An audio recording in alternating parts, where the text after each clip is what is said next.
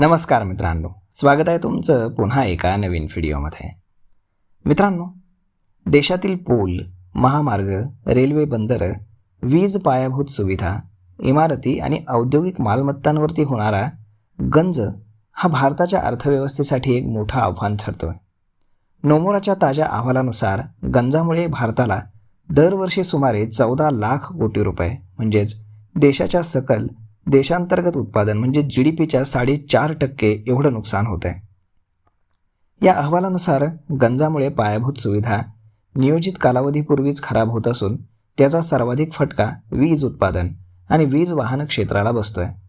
त्यानंतर दूरसंचार, वाहन उद्योग, पायाभूत सुविधा आणि रेल्वे या क्षेत्राचा क्रमांक लागतो.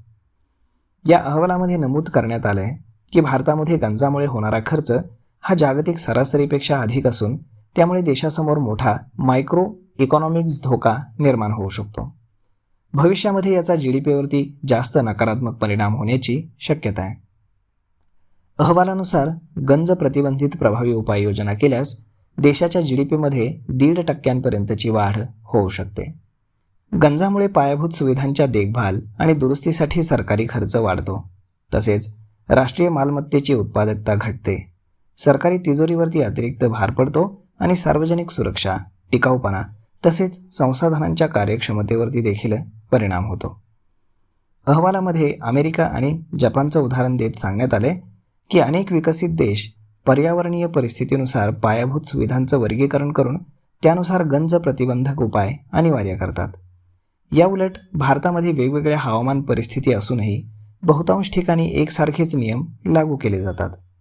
विशेषतः मान्सून काळामध्ये आर्द्रता आणि क्षारयुक्त वातावरणामुळे गंज लागण्याची प्रक्रिया अधिक वेगाने होते.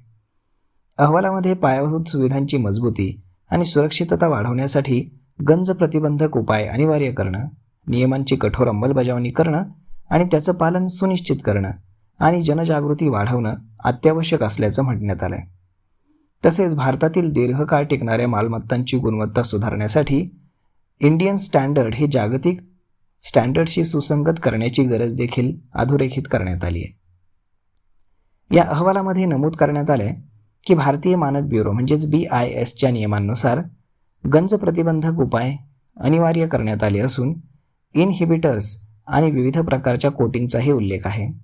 मात्र विशिष्ट परिस्थितीमध्ये zinc coating, epoxy coating, hot dip galvanisation किंवा वेदरिंग स्टील यांच्यासारख्या तंत्रज्ञानाचा वापर नेमका कधी आणि कुठे करावा याबाबत स्पष्ट मार्गदर्शक तत्त्व दिलेली नाहीत.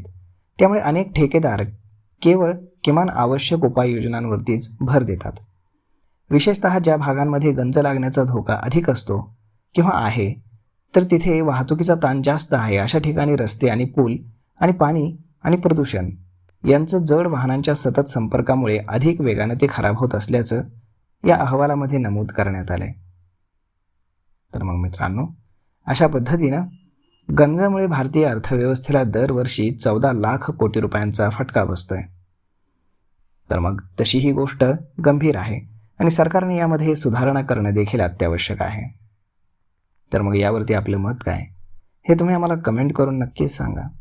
आणि जर हा व्हिडिओ तुम्हाला आवडला असेल तर आपल्या जवळच्या मित्रमंडळींसोबत देखील हा व्हिडिओ तुम्ही शेअर करायला विसरू नका. धन्यवाद.